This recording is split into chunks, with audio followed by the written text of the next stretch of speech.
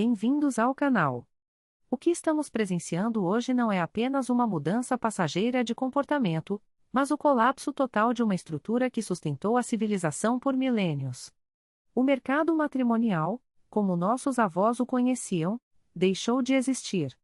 Ele foi substituído por um ambiente algorítmico, frio e impiedoso, onde a biologia ancestral e a tecnologia de ponta colidiram para criar um cenário de desigualdade sem precedentes. Para entender o presente, precisamos falar sobre a hipergamia e como a era digital a transformou em uma força disruptiva que está reescrevendo as regras do jogo. A hipergamia é um instinto biológico fundamental. Historicamente, ela descreve a tendência feminina de buscar parceiros que possuam um status social, econômico ou genético superior ao dela. Durante séculos, essa força foi contida por barreiras geográficas, normas sociais e a necessidade de sobrevivência mútua. No entanto, o surgimento das redes sociais e dos aplicativos de namoro removeu todas as travas de segurança desse mecanismo. O que antes era uma busca por estabilidade dentro de uma comunidade local, transformou-se em uma competição global e frenética. Imagine que, há 50 anos, um homem competia apenas com os outros homens do seu bairro ou do seu círculo social. Hoje, esse mesmo homem compete com o mundo inteiro. A era digital deu a cada mulher com um smartphone no bolso o acesso a um catálogo infinito de opções. O problema é que a percepção humana não foi feita para lidar com o infinito. Quando você tem acesso visual constante ao topo da pirâmide, aos homens que representam o 1% em termos de aparência, riqueza e status, a percepção do que é um parceiro aceitável sofre uma distorção severa. Isso nos leva à realidade brutal da distribuição de atenção. No mercado digital, observamos uma aplicação extrema do princípio de Pareto, a famosa regra do 80-20. Dados extraídos de plataformas de relacionamento mostram que a vasta maioria das mulheres concentra seu interesse em uma pequena elite de homens, enquanto o homem médio se torna essencialmente invisível. Esta não é uma crítica moral, é uma observação estatística. A hipergamia, agora alimentada por algoritmos de validação constante, criou uma inflação no valor de mercado sexual que não corresponde à realidade do cotidiano. A consequência imediata disso é o colapso da estabilidade matrimonial. De um lado, temos uma massa crescente de homens que foram descartados pelo sistema, que não vêem mais incentivo para construir valor ou buscar compromisso em um mercado onde as regras parecem estar viciadas contra eles. Do outro lado, temos mulheres que, acostumadas com a atenção de homens de alto status no ambiente digital, sentem-se frustradas ao perceber que esses mesmos homens raramente estão dispostos a oferecer exclusividade ou compromisso a longo prazo. O mercado matrimonial tornou-se um campo de batalha onde ninguém parece estar vencendo. A ilusão de escolha gerada pelo digital criou uma paralisia. Por que se comprometer com uma pessoa real, com defeitos e limitações, se a próxima notificação no celular pode trazer alguém teoricamente melhor? Essa mentalidade de consumo aplicada às relações humanas destruiu a base do sacrifício e da construção conjunta que definia o casamento. Estamos vivendo o auge da desregulação relacional.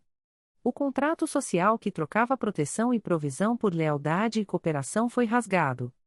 O que resta é um mercado de curto prazo, focado em gratificação instantânea e sinalização de status. Este é o ponto de ruptura. O colapso que vemos nos índices de natalidade e nas taxas de casamento não é um acidente, é o resultado lógico de um sistema onde o valor humano foi reduzido a um perfil descartável em uma tela de vidro. Entender essa dinâmica não é um ato de pessimismo, é o primeiro passo para a lucidez em um mundo que prefere o conforto da ilusão à dureza da realidade. O conceito de compromisso, em sua essência mais primitiva, era uma apólice de seguro contra a incerteza da sobrevivência.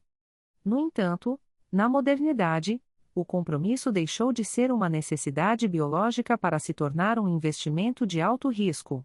Para entender o custo real de uma relação estável hoje, precisamos despir o romantismo e olhar para a matemática fria do custo de oportunidade. Cada segundo investido em uma dinâmica de casal é um recurso subtraído do desenvolvimento individual, da construção de patrimônio e da exploração de outras possibilidades. Vivemos em uma era de abundância digital e escassez emocional. O paradoxo da escolha, amplificado pelos algoritmos de relacionamento, transformou o mercado afetivo em uma vitrine infinita onde a obsolescência é programada. Nesse cenário, o custo de oportunidade de estar com uma única pessoa torna-se psicologicamente esmagador. O indivíduo moderno é constantemente assombrado pela ideia de que, ao escolher um caminho, está assassinando todas as outras versões potenciais de sua vida. O compromisso, antes visto como um porto seguro, passou a ser percebido por muitos como uma âncora que impede o navio de navegar em direção a pastos mais verdes. Além do custo psicológico, existe o risco sistêmico. As instituições que antes protegiam a unidade familiar foram erodidas ou transformadas em mecanismos de transferência de recursos. O contrato social do casamento, que historicamente oferecia estabilidade em troca de exclusividade, foi reescrito. Hoje, o risco é assimétrico. Em muitos casos, a saída de uma relação custa mais caro do que a sua manutenção, não por amor, mas por imposições legais e financeiras. Quando o custo de saída é desproporcional ao benefício da permanência, o compromisso deixa de ser um ato de vontade e passa a ser uma forma de cativeiro logístico. A análise de risco e retorno também deve considerar o desgaste do capital erótico e emocional. A biologia humana não foi projetada para a estagnação do desejo que a monogamia institucionalizada muitas vezes impõe. Manter a chama da admiração acesa em um mundo que recompensa a novidade constante exige um esforço hercúleo.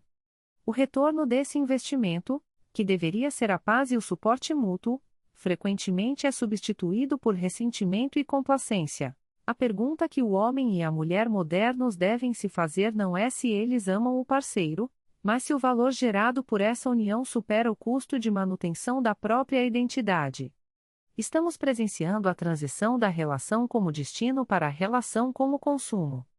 Se o retorno sobre o investimento emocional não é imediato e constante, a tendência moderna é a liquidação do ativo. O compromisso profundo requer uma mentalidade de longo prazo que colide frontalmente com a cultura do prazer instantâneo.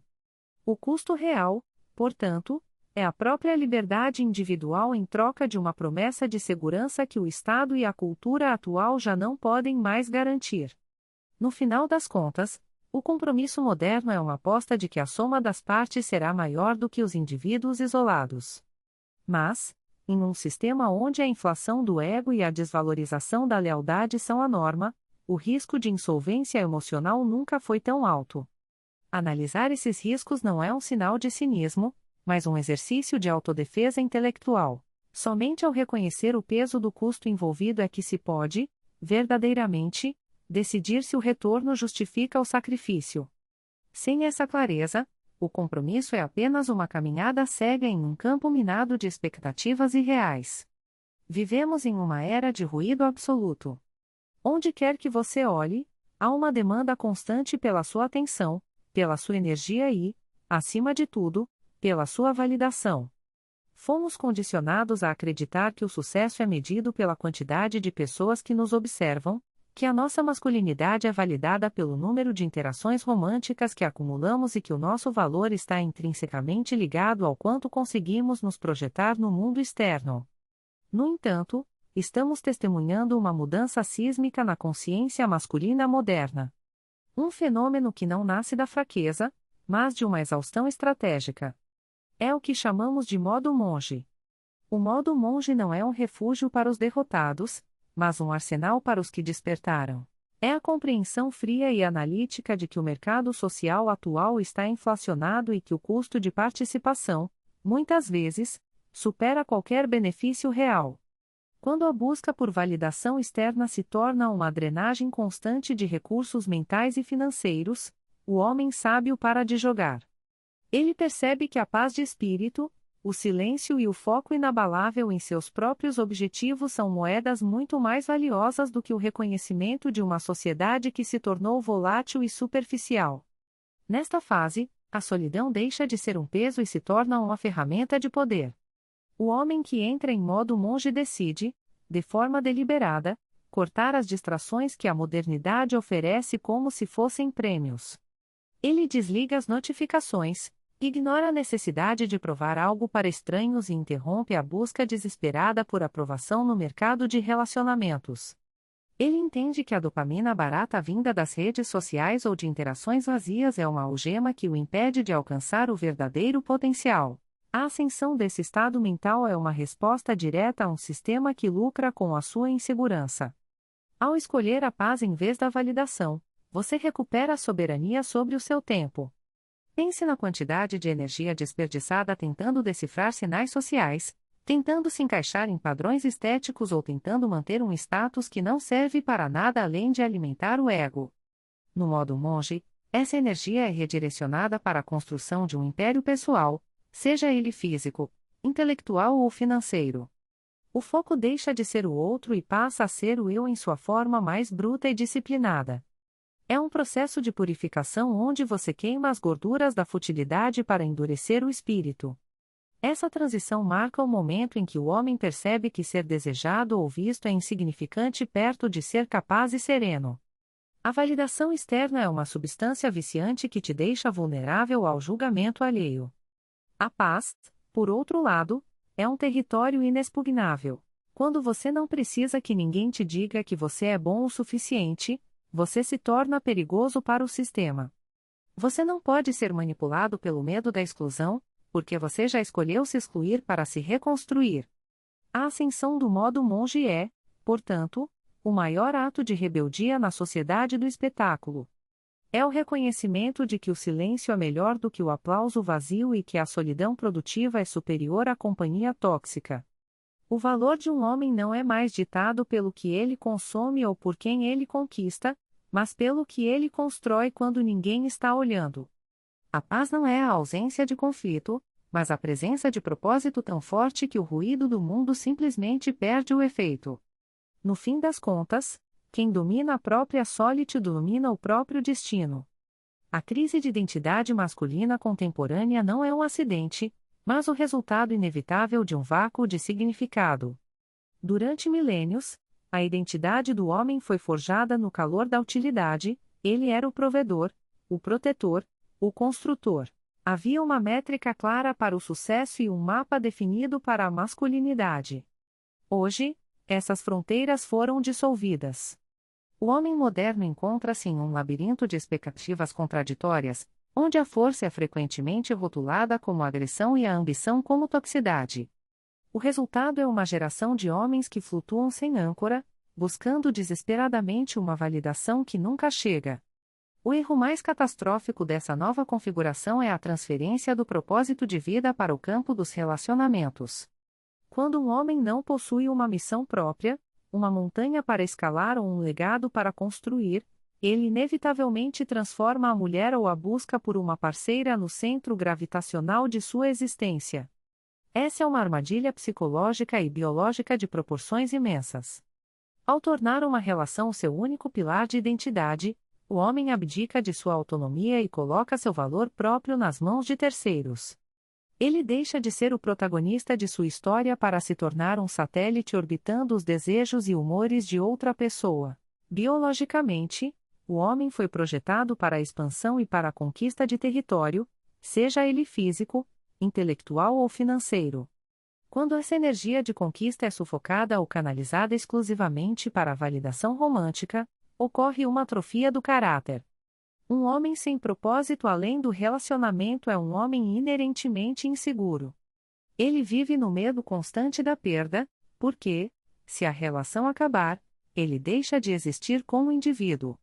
Essa carência é detectada instintivamente pela sociedade e pelo mercado sexual, resultando em uma perda catastrófica de respeito e atratividade. A ironia cruel é que, ao colocar o relacionamento acima de tudo, o homem acelera o fim desse mesmo relacionamento. A busca por propósito deve ser uma jornada solitária e estoica. Significa entender que sua missão de vida deve ser maior do que suas necessidades emocionais imediatas. O propósito é o que resta quando as luzes se apagam e os aplausos cessam. É a disciplina de construir o seu próprio império, de aprimorar suas habilidades e de fortalecer seu corpo e mente, não para impressionar alguém, mas por uma dívida de honra com o próprio potencial. A realidade crua é que o mundo não tem piedade de homens que não se constroem. No ecossistema social moderno, você vale o que você constrói e o que você protege. A verdadeira liberdade masculina surge no momento em que o homem compreende que um relacionamento deve ser um complemento à sua vida, e não a fundação dela. Uma mulher deve ser uma companheira de viagem em uma jornada que já está em curso, e não o destino final da jornada. Quando você retoma as rédeas de sua identidade e foca na excelência pessoal, a dinâmica de poder muda. Você deixa de ser o mendigo emocional que implora por atenção e passa a ser o arquiteto de sua própria realidade. Portanto, a solução para a crise de identidade não reside em encontrar a parceira certa, mas em tornar-se o homem certo para a própria missão. É necessário resgatar a capacidade de suportar o desconforto, de abraçar o esforço solitário e de definir o sucesso por métricas internas. O propósito é o seu escudo contra o caos do mundo moderno. Sem ele, você é apenas um passageiro no barco de outra pessoa.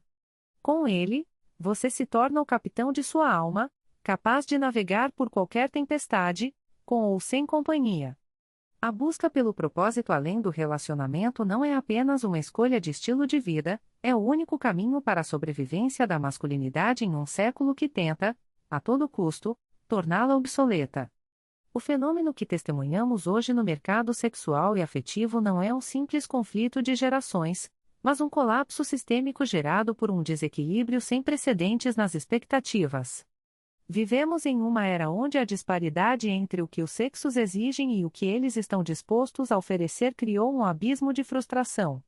Para entender como chegamos aqui, precisamos analisar a transição da cooperação mútua para a competição predatória, onde a inflação de valor percebido distorceu completamente a realidade.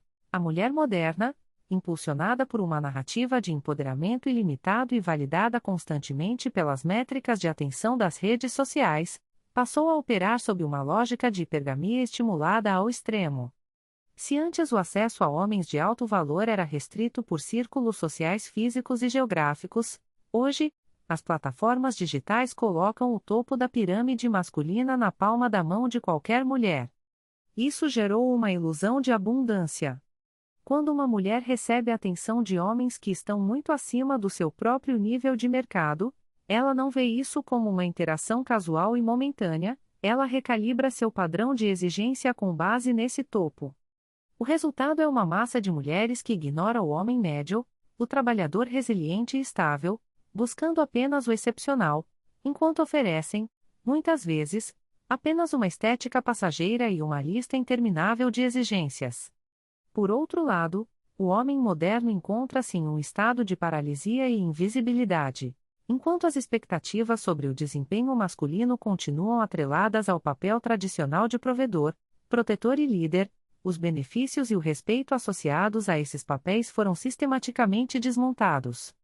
Exige-se que o homem seja o pilar financeiro e emocional, mas retira-se dele a autoridade e o reconhecimento dentro da dinâmica familiar. É a busca pela igualdade seletiva, as mulheres desejam a liberdade e a autonomia da modernidade, mas ainda exigem o investimento e a segurança do cavalheirismo tradicional. Essa conta não fecha. Essa disparidade é alimentada por um fenômeno psicológico devastador, a inflação do ego feminino versus a erosão da autoestima masculina. O algoritmo das redes sociais funciona como um mecanismo de validação constante para a mulher, criando uma percepção de valor que muitas vezes não corresponde à sua realidade no mercado matrimonial de longo prazo. Enquanto isso, o homem é bombardeado com a mensagem de que ele é descartável, a menos que alcance o status de elite. O homem médio, que sustenta a civilização, tornou-se estatisticamente invisível nos aplicativos de relacionamento, onde apenas o topo da pirâmide detém o monopólio da atenção. A consequência direta desse desequilíbrio é o crescimento do ressentimento. De um lado, mulheres que se aproximam dos 30 ou 40 anos e percebem que os homens que elas desejam não querem compromisso, enquanto os homens que querem compromisso foram ignorados por elas durante uma década. Do outro, homens que desistiram de jogar um jogo onde as regras mudam constantemente e o risco de investimento supera drasticamente o retorno emocional. O que vemos é a morte da reciprocidade. Quando as expectativas são infladas pela ilusão digital e o sacrifício pessoal é visto como uma fraqueza em vez de uma virtude, a estrutura social começa a ruir. Homens e mulheres estão se tornando ilhas de exigências, incapazes de construir pontes de colaboração. A realidade crua é que a modernidade prometeu liberdade, mas entregou um mercado de carne onde o valor humano foi reduzido a métricas de status e conveniência, deixando para trás um rastro de solidão e expectativas nunca atendidas. Se não houver um retorno à honestidade sobre o que cada um realmente traz para a mesa, o abismo entre os sexos continuará a se expandir, até que o próprio conceito de união se torne uma relíquia do passado. O casamento, em sua essência histórica, era um pacto comunitário e religioso. Hoje, ele se transformou em um contrato civil onde o Estado é o sócio majoritário, mas um sócio que não divide os riscos, apenas os lucros e as penalidades. O grande dilema do homem moderno não é necessariamente a falta de desejo por uma vida estável ou por uma família, mas sim a percepção clara de que as leis que regem o matrimônio e a dissolução de união estável tornaram-se um campo minado de insegurança jurídica. No mundo dos negócios, ninguém assinaria um contrato cujas cláusulas podem ser alteradas unilateralmente por um juiz anos depois da assinatura, ou onde a quebra do acordo beneficia desproporcionalmente a parte que decide encerrá-lo. No entanto, é exatamente isso que o casamento civil moderno oferece. A insegurança jurídica começa na própria definição do que constitui uma união. Antigamente, havia uma linha clara entre namorar e ser casado. Hoje, essa linha foi deliberadamente borrada. O conceito de união estável foi expandido de tal forma que o simples fato de coabitar ou demonstrar uma relação pública e duradoura pode gerar direitos de partilha de bens e pensão alimentícia, mesmo que nunca tenha havido a intenção explícita de formar uma unidade patrimonial. Para muitos, isso soa como uma armadilha. O indivíduo entra em uma relação acreditando estar apenas compartilhando momentos, mas, perante a lei, ele está assinando uma transferência de patrimônio a longo prazo sem ter plena consciência disso. Quando analisamos a questão sob a ótica da análise de risco, o cenário se torna ainda mais desencorajador. O divórcio não é mais uma exceção, é uma probabilidade estatística que ronda os 50% em muitas sociedades ocidentais. Quando a separação ocorre, o sistema jurídico frequentemente opera sob uma lógica de reparação histórica ou proteção de vulnerabilidade que, em muitos casos, não condiz com a realidade de autonomia das partes no século XXI. A partilha de bens conquistados com esforço individual, o pagamento de pensões alimentícias que se estendem por anos e a perda do acesso cotidiano aos filhos criam um cenário de ruína financeira e emocional para o lado que detém mais ativos. A percepção é de que o sistema incentiva a ruptura. Em muitos ordenamentos jurídicos, não existe mais a figura da culpa no divórcio. Isso significa que alguém pode trair, abandonar ou agir de má fé e, ainda assim, sair da relação com metade do patrimônio construído pelo outro. A justiça, que deveria punir a quebra de contrato, muitas vezes a recompensa. Para o homem que observa esse cenário, a conclusão lógica é o afastamento. O medo não é do amor, não é da parceria e nem do compromisso, o medo é de um sistema judiciário que tem o poder de confiscar o fruto de décadas de trabalho em um processo que dura poucos meses. Além disso, existe a subjetividade das decisões judiciais. A jurisprudência muda, os entendimentos dos tribunais superiores oscilam e o que era seguro ontem pode ser interpretado de forma diferente amanhã. Essa imprevisibilidade é o oposto do que qualquer pessoa busca ao planejar o futuro. O resultado é a greve do casamento. Homens e mulheres de alto valor estão optando por parcerias informais, sem coabitação e com separação total de vidas financeiras, como uma forma de autodefesa contra um Estado que parece ver o sucesso individual como um pote de ouro a ser redistribuído em caso de falha emocional. Enquanto o sistema jurídico não oferecer garantias reais de proteção à propriedade privada e à autonomia de vontade dentro das relações, o casamento continuará sua trajetória de declínio, deixando de ser um objetivo de vida para se tornar um risco financeiro inaceitável. A anatomia da escolha masculina em direção ao silêncio não é um acidente, nem um surto de timidez coletiva. É uma resposta calculada, uma adaptação biológica e psicológica a um ambiente que se tornou hostil ao investimento tradicional. Durante décadas, o papel do homem foi o de iniciador, o provedor de entretenimento, validação e recursos. No entanto, quando as regras do jogo mudam de tal forma que o custo da participação excede drasticamente qualquer benefício potencial, o silêncio deixa de ser uma ausência de som e passa a ser uma declaração de soberania. O que estamos testemunhando é a aplicação da lógica de mercado aos relacionamentos e à interação social. O homem moderno, munido de acesso a informações e análises sistêmicas, começou a realizar uma auditoria rigorosa sobre onde coloca sua energia. Ele percebeu que, na economia da atenção atual, o silêncio é a única moeda que não pode ser desvalorizada. Ao se retirar do ruído das discussões infrutíferas, das exigências contraditórias e do teatro da validação constante, ele recupera o controle sobre seu recurso mais escasso, o tempo. Este silêncio não é motivado por ódio ou amargura, embora muitos tentem rotulá-lo dessa forma para forçar um retorno ao comportamento de busca.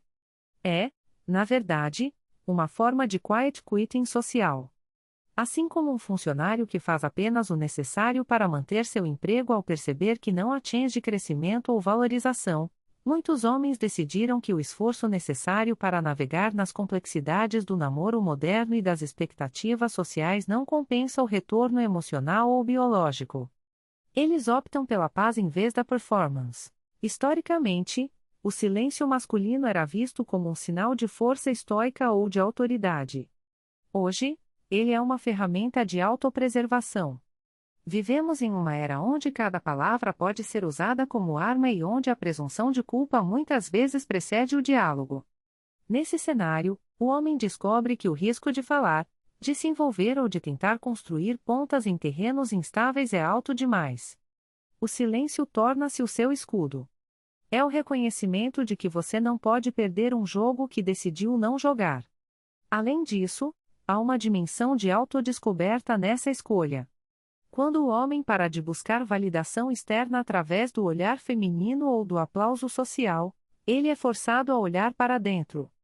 O silêncio cria um vácuo onde antes havia barulho, e esse vácuo é preenchido pela construção pessoal. Ele começa a investir em sua saúde, em sua carreira, em suas habilidades e em sua fraternidade, não mais como uma forma de se tornar mais atraente para o mercado, mas como um fim em si mesmo. O foco muda do ser escolhido para o escolher onde estar. A sociedade, acostumada com o homem que persegue e que se sacrifica pelo coletivo, sente-se desconfortável com esse recolhimento. O silêncio masculino é disruptivo porque retira o combustível de muitos sistemas que dependem da atenção e do esforço masculino para funcionar. Sem o iniciador, o motor para. E é justamente nessa paragem que o homem encontra sua maior alavanca de poder. Ele descobre que não precisa da aprovação de um sistema que não o respeita. Ele entende que a solidão produtiva é infinitamente superior a uma companhia que custa a sua sanidade. O silêncio, portanto, é a nova resposta porque é a única que preserva a integridade de quem o pratica. É o som de um homem que finalmente entendeu que sua vida pertence a ele, e não às expectativas de um mundo que esqueceu como valorizar o que ele tem a oferecer.